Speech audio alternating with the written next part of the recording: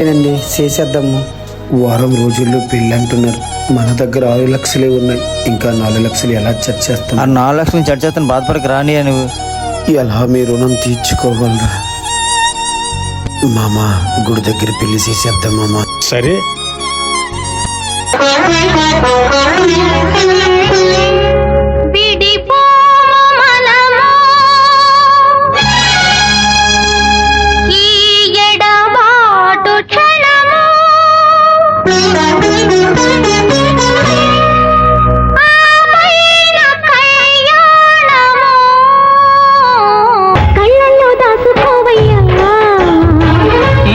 సీతమ్మేనయ్యా.